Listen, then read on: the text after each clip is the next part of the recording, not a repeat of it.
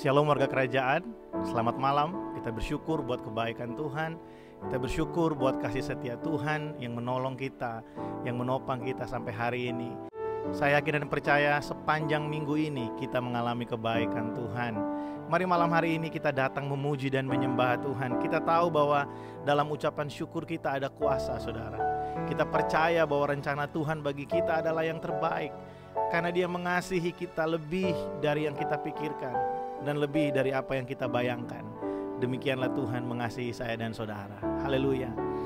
Mari kita datang malam hari ini, kita bersyukur, kita memuji Tuhan kita, Allah kita yang hidup. Terima kasih Tuhan. Yesus, kemuliaan-Mu pulihkan hatiku. Yesus, kemuliaan-Mu berkati hidupku. Yesus, kemuliaan-Mu pulihkan hatiku.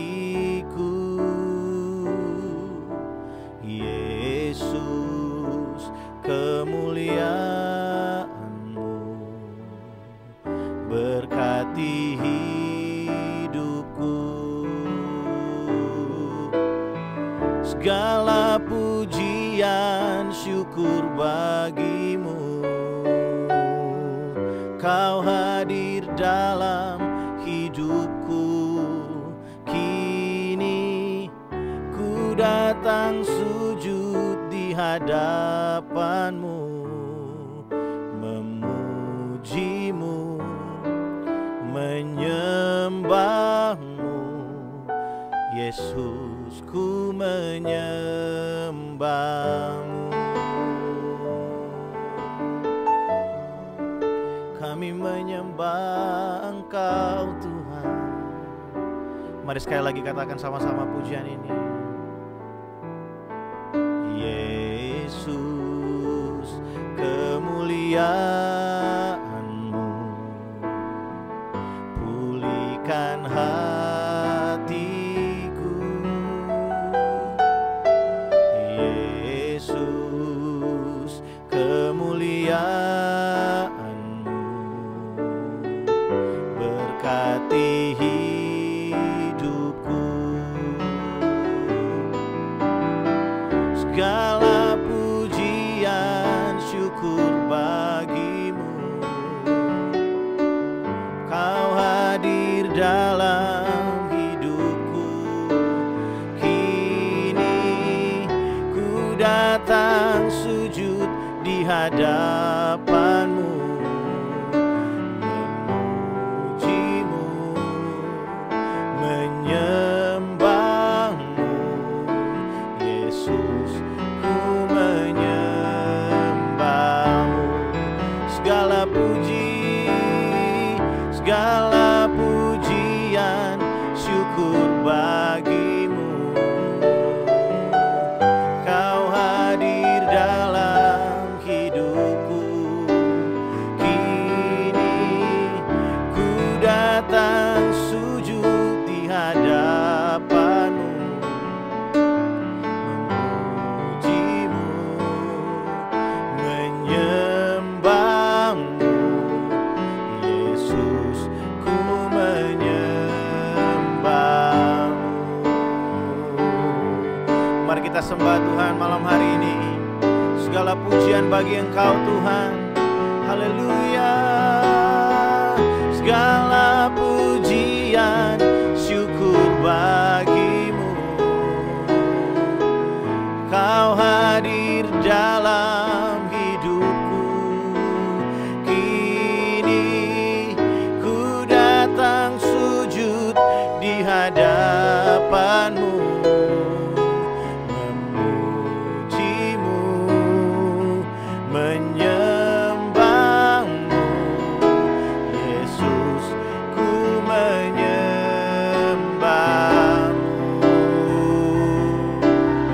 Mari yang percaya sama-sama katakan segala puji, segala pujian, syukur bagimu. Kau hadir dalam hidupku. Kini ku datang sujud di hadapanmu, memujimu, menyembahmu. Yesus, ku menyembahmu. Kami menyembah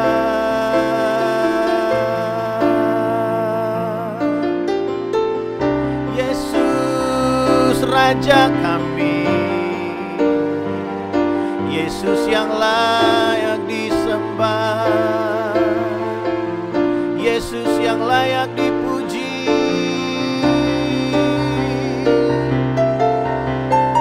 Bagimu segala syukur kami,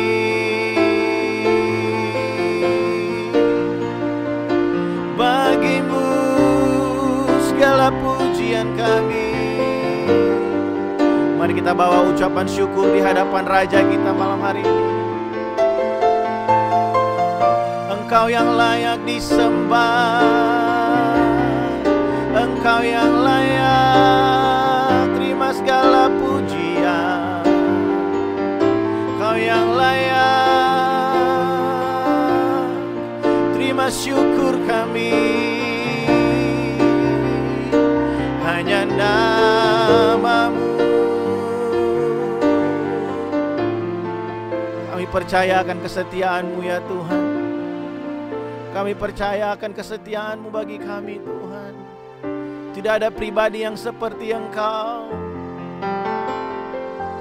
Tidak ada pribadi yang mengasihi kami seperti Engkau mengasihi kami Tuhan. Terima kasih Yesus, ku sembah Kau, sujud di hadapan-Mu. Keinginan dalam hidupku hanya untuk menyembah-Mu. Yesus, ku sembah Kau, sujud di hadapan-Mu. Keinginan dalam hidupku hanya untuk menyembah-Mu. Mari yang percaya sama-sama katakan Yesus, Yesus, ku sembah Kau, sujud di hadapan-Mu. Keinginan dalam hidupku hanya untuk menyembah-Mu. Yesus, ku sembah Kau, sujud di hadapan-Mu. Keinginan dalam hidupku hanya untuk menyembah-Mu. Keinginan dalam hidupku hanya untuk menyembah-Mu. Hanya untuk menyembah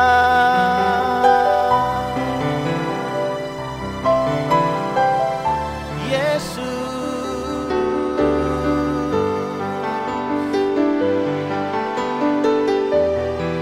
sembah Tuhan lebih dari yang lain. Mari sembah Yesus. Kami puji nama-Mu.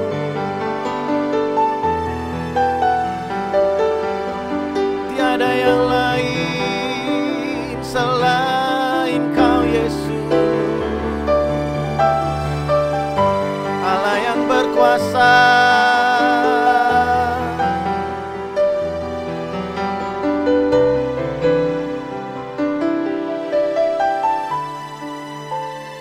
Makasih Tuhan, kami bersyukur buat malam hari ini.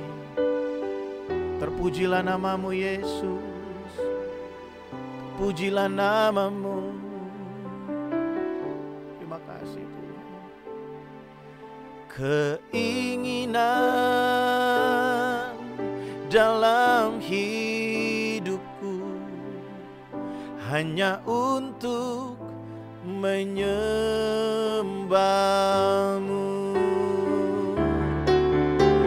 Keinginan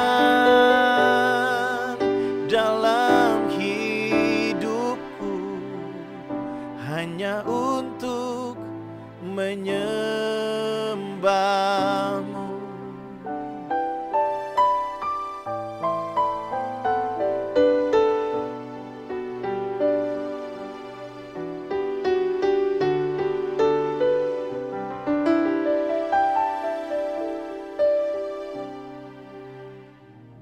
Shalom Bapak Ibu yang terkasih di dalam nama Tuhan Yesus Kristus.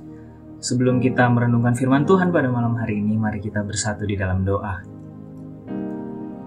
Kami mengucap syukur Bapa di surga atas kasih dan setia-Mu Tuhan yang kami boleh rasakan sepanjang hari ini, mulai dari pagi hingga malam ini Tuhan, di mana Tuhan sudah menyertai kami ketika kami beraktivitas, kami bekerja di tempat kami masing-masing Bapa di surga. Pada malam hari ini Tuhan, kami mau merenungkan firman-Mu Bapa di surga. Engkau yang menyertai setiap daripada kami di tempat kami masing-masing Tuhan Yesus. Engkau buka akal pikiran hati kami Tuhan. Engkau yang memberikan kami hikmah dan kebijaksanaan. Ajarkan kami untuk duduk diam dan mendengar Tuhan Yesus, dan melakukan firman-Mu Tuhan Yesus. Kami gak mau hanya sekedar menjadi pendengar firman-Mu, tapi kami mau menjadi pelaku firman-Mu Tuhan dalam kehidupan kami. Berfirmanlah Bapa, karena kami siap untuk mendengar. Di dalam nama Tuhan Yesus Kristus kami berdoa. Haleluya. Amin. Bapak Ibu Saudara sekalian, mari kita buka dari Mazmur 37. Mazmur pasal 37 ayatnya yang kelima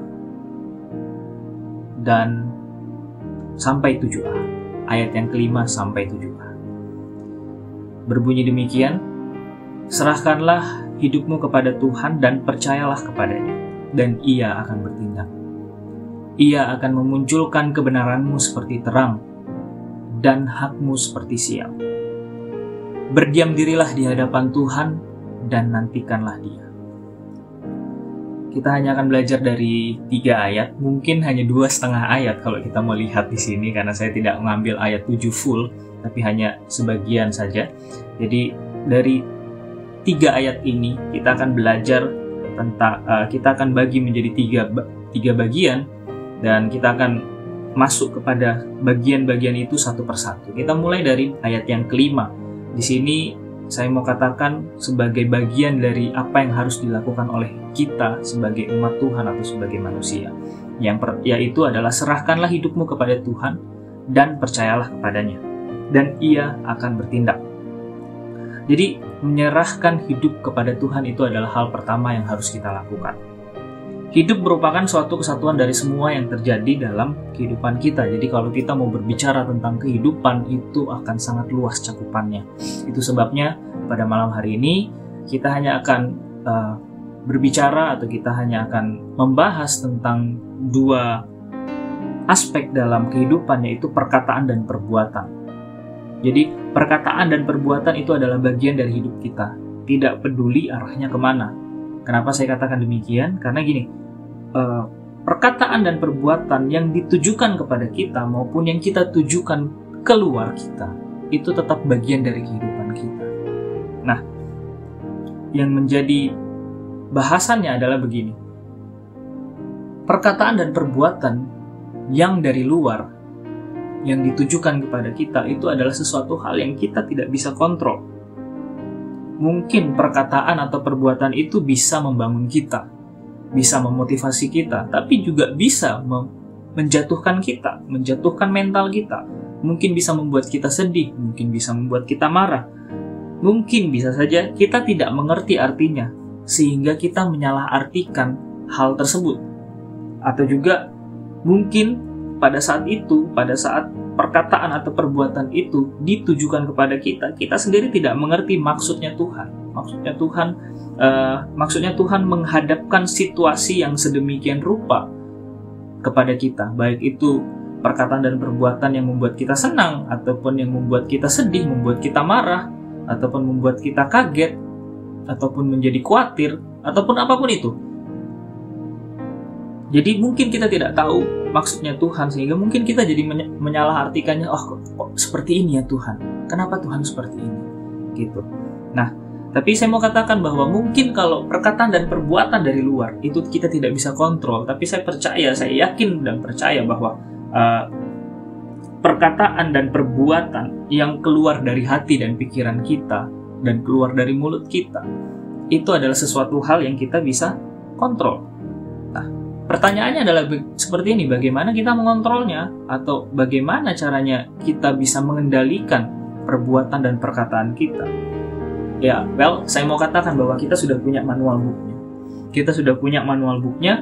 Kita hanya perlu memakai tuntunan manual booknya kita. Apa itu manual booknya kita? Adalah Alkitab yang berisikan firman Tuhan.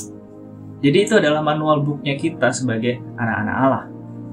Ya, jadi gini.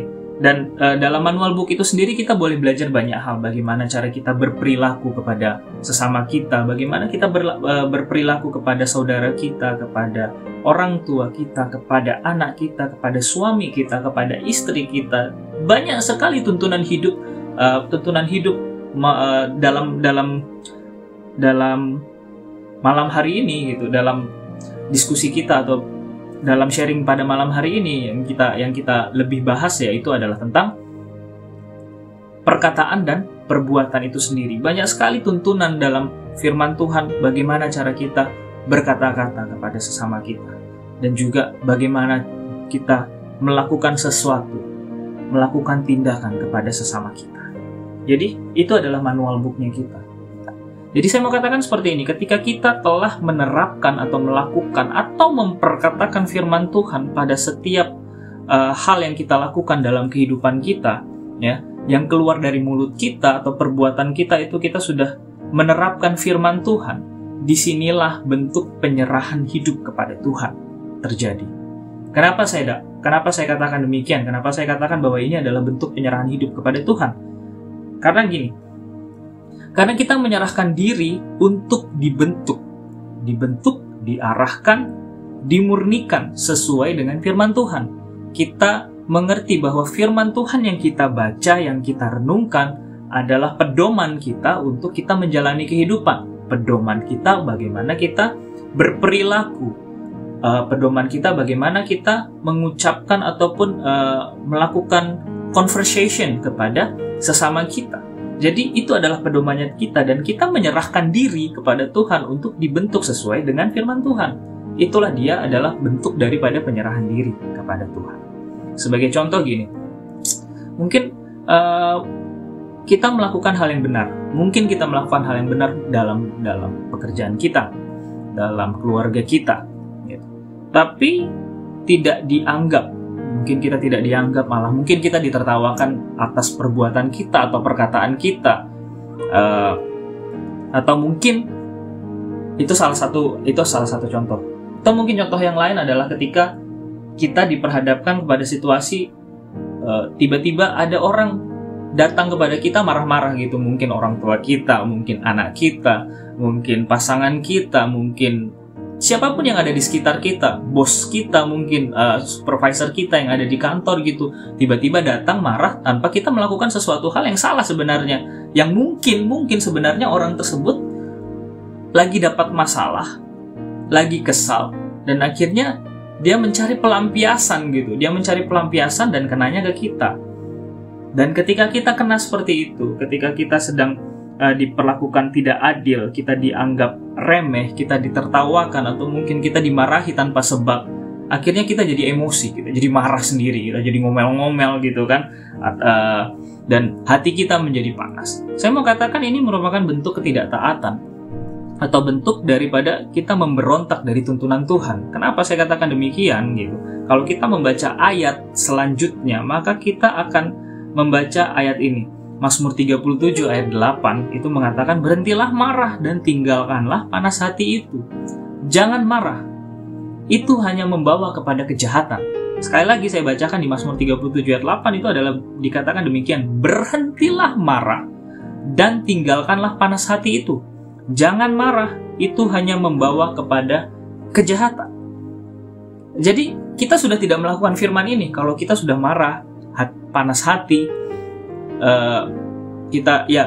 kalau kita marah atau panas hati, kita sudah tidak melakukan firman ini gitu. Artinya firman itu nggak hidup dalam kehidupan kita. Artinya tuntunan yang sudah Tuhan kasih dalam Alkitab, dalam firman-Nya yang kita bisa baca sehari-hari dan kita bisa renungkan sehari-hari, itu tidak kita lakukan dan tidak hidup dalam kehidupan kita. Nah, jadi saya mau katakan bahwa gini, setelah kita melihat hal-hal di atas tadi tentang firman Tuhan sebagai manual book-nya kita, dan juga bentuk dari penyerahan hidup kepada Tuhan. Nah, jadi kita mau katakan gini, bukan berarti kita tidak bebas menjalani kehidupan kita.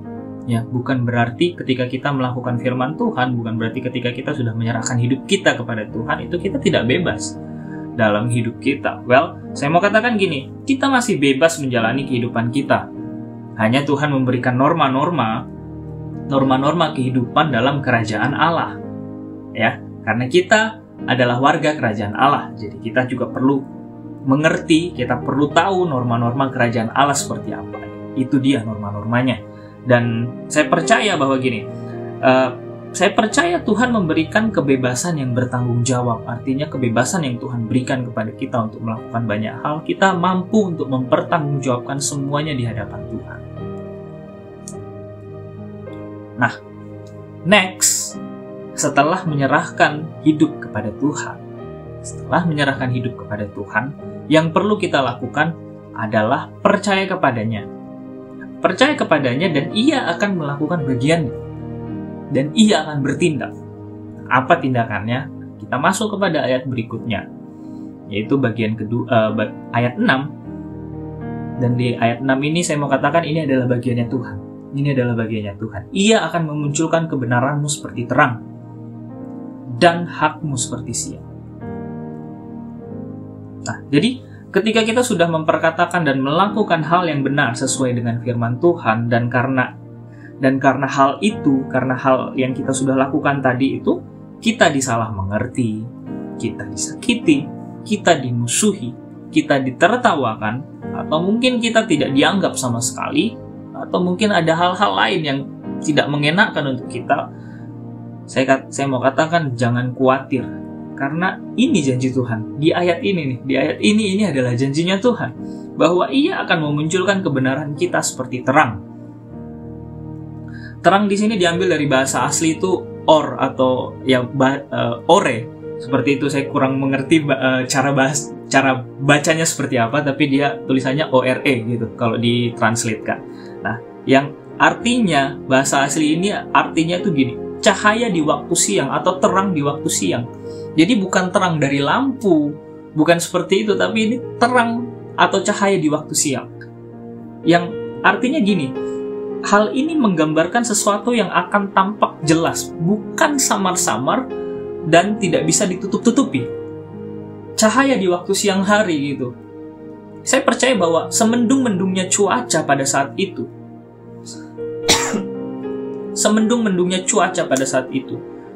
kita tidak mungkin melihat kegelapan yang dimana kita nggak bisa lihat apa-apa. Sama kayak misalnya kita tutup mata seperti ini, kita nggak bisa lihat apa-apa. No, bukan seperti itu. Meskipun mendung cuacanya pada saat itu, kita pasti masih bisa melihat. Pasti kita masih bisa melihat. Karena apa? Cahayanya terang sekali gitu dan menyinari satu permukaan bumi gitu, setengah bagiannya, karena setengahnya siang dan setengahnya malam gitu kan.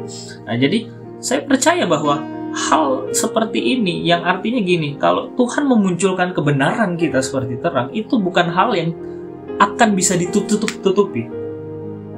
Bukan hal yang akan menjadi samar-samar, tapi itu akan terlihat jelas gitu. Terlihat jelas oleh orang-orang di sekitar kita bahwa hey, ini kebenarannya. Seperti itu. Ya, mungkin juga tidak seketika itu juga Tuhan bertindak. Hari ini kita mendapat masalah, atau hari ini kita diperhadapkan dengan masalah yang saya katakan tadi di atas gitu, dan hari itu juga Tuhan langsung menyingkapkan semuanya di hadapan musuh-musuh kita, mungkin di hadapan lawan kita mungkin. Well, saya katakan tidak seperti itu. Bisa jadi Tuhan melakukan itu seminggu kemudian, sebulan kemudian, 3 bulan kemudian, 1 tahun, 2 tahun kemudian. Kita tidak pernah tahu waktunya Tuhan, karena Tuhan punya waktunya sendiri.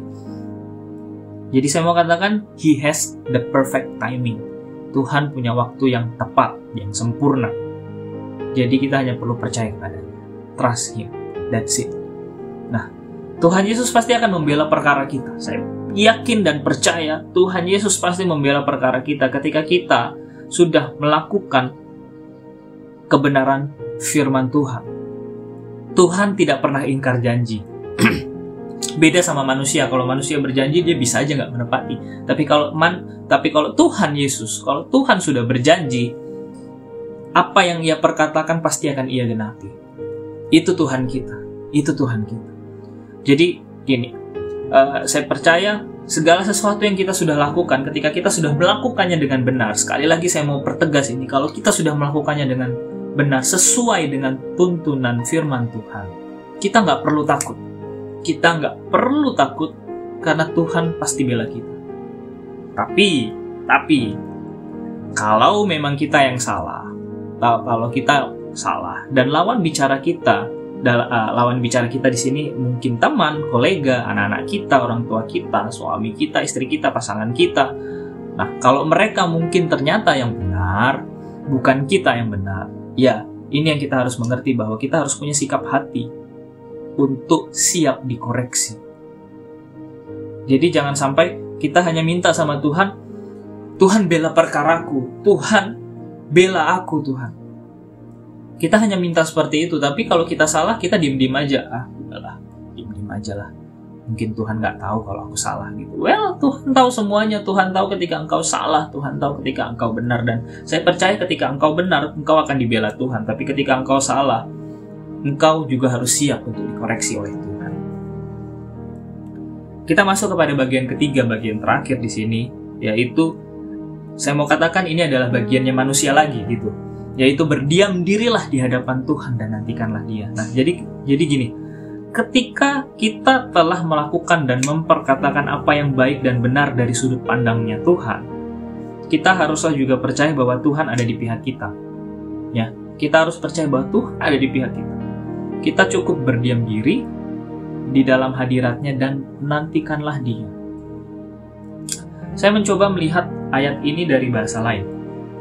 Dari bahasa lain, yaitu dalam bahasa Inggris, kita menyebutkan rest in the Lord. Rest in the Lord. Artinya beristirahatlah di dalam Tuhan. Beristirahatlah dalam Tuhan. Jadi gini, memang agak berbeda antara bahasa Indonesia dan bahasa Inggrisnya di sini. Kalau di dalam bahasa Indonesia berdiam dirilah, tapi kalau di dalam bahasa Inggris dia rest atau beristirahat.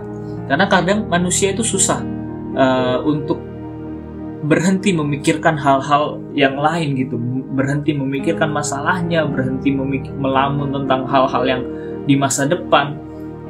Meskipun ketika dia berdiam diri, jadi mungkin kita lagi berdiam diri seperti ini, tapi kita pikirannya tetap jalan. Oh, kita harus apa ya nanti pekerjaanku, aku harus ngapain ya? Oh iya, aku punya masalah ini, gimana ya cara penyelesaiannya ya? Oh iya seperti ini, oh iya seperti itu. Ya, meskipun kita berdiam diri, tapi pikiran kita tetap jalan gitu. Nah, tapi di sini beristirahat, rest in the Lord, itu artinya betul-betul berdiam diri di hadapan Tuhan. Dalam bahasa aslinya memang dia mengatakan berdiam diri, tapi ini benar-benar diam. Rest your mind juga ada dikatakan di situ. Rest your mind. Jadi kita juga harus mengistirahatkan pikiran kita. Kita mengistirahatkan hati kita juga. Ketika Tuhan minta kita berdiam diri, itu betul-betul berdiam diri dengan sudut pandangnya Tuhan. Yang artinya adalah betul-betul berdiam diri, beristirahat, mengistirahatkan pikiran kita, tidak memikirkan hal-hal yang lain. Kita mengistirahatkan hati kita, dan kita hanya betul perlu diam saja di hadirat Tuhan. Kita hanya perlu diam di hadirat Tuhan dan nantikan Tuhan. Well, itu hal yang betul-betul luar biasa kalau saya mau katakan. Karena ayat ini mengajarkan kepada kita untuk percaya bahwa ketika Tuhan bertindak, ya, ini adalah mengajarkan, ini pengajaran yang luar biasa bahwa ketika kita percaya bahwa Tuhan bertindak untuk kita tidak perlu mikirin apa-apa lagi, kita tidak perlu memikirkan apa-apa lagi. Tuhan hanya minta kita untuk beristirahat di dalam Dia. Tuhan hanya minta kita untuk beristirahat di dalam Dia, menenangkan hati dan pikiran kita di dalam Dia. Itu yang Tuhan minta. Karena kalau kita sudah percaya, untuk apa kita perlu memikirkannya lagi? Ketika kita sudah menyerahkan kepada Tuhan, untuk apa kita masih mikir-mikirin lagi? Karena Tuhan bertindak untuk kita. Karena Tuhan ada di pihak kita. Kalau pada beberapa hari yang lalu atau beberapa minggu yang lalu gitu, Mas Adon pernah katakan gini, "The war is the Lord." Yang artinya peperangan ini milik Tuhan gitu. Kalau memang kita sedang ada dalam masa-masa yang sulit, kita ada di masa-masa yang sukar, dimanapun kita ditempatkan Tuhan saat ini, well, kalau kita sudah melakukan perkara yang benar di hadapan Tuhan, kita sudah melakukan hal yang benar di hadapan Tuhan, nggak usah khawatir. Tuhan di pihak kita, Tuhan berperang bagi kita. Jadi, saya sudah di penghujung sharing pada malam hari ini. Mari kita renungkan kembali ketiga ayat ini dan sama-sama kita mengkoreksi diri apakah kita telah melakukannya. 3 poin penting yang perlu kita terapkan dalam kehidupan kita. Yang pertama, serahkan hidupmu kepada Tuhan. Yang kedua, percaya kepada Tuhan dan Ia akan bertindak. Percaya kepada Tuhan dan Ia akan bertindak. Dan yang ketiga, beristirahat di dalam Tuhan dan menantikan Dia. Tuhan Yesus memberkati. Mari kita bersatu di dalam doa. Allah Bapa yang berada dalam kerajaan surga, kami mengucap syukur Bapa kalau pada malam hari ini kami telah merenungkan firman-Mu Bapa di surga. Kami berdoa Tuhan, supaya firman yang kami dengar ini tidak berlalu dalam kehidupan kami Tuhan, melainkan firman ini boleh betul-betul hidup dalam kehidupan kami, menguatkan kami Tuhan, dan memampukan kami Tuhan, untuk menjalani hari-harinya kami. Kami boleh mengerti tuntunan Tuhan, kami boleh mengerti apa yang harus kami lakukan, dan ketika kami bingung kami harus melakukan apa Tuhan, kami tahu kemana kami harus mencari. Kami tahu kami punya manual book Tuhan Yesus, kami punya firman Tuhan sebagai tuntunan kami, di mana kami harus mencari tahu apa yang harus kami lakukan dan apa yang harus kami perkatakan Tuhan. Terima kasih Bapa di surga. Ini seru doa kami Bapa, biarlah sepanjang minggu ini Tuhan tetap selalu beserta dengan kami, Tuhan tetap selalu ada Tuhan di setiap hari-harinya kami. Di dalam nama Tuhan Yesus kami berdoa. Haleluya. Amin.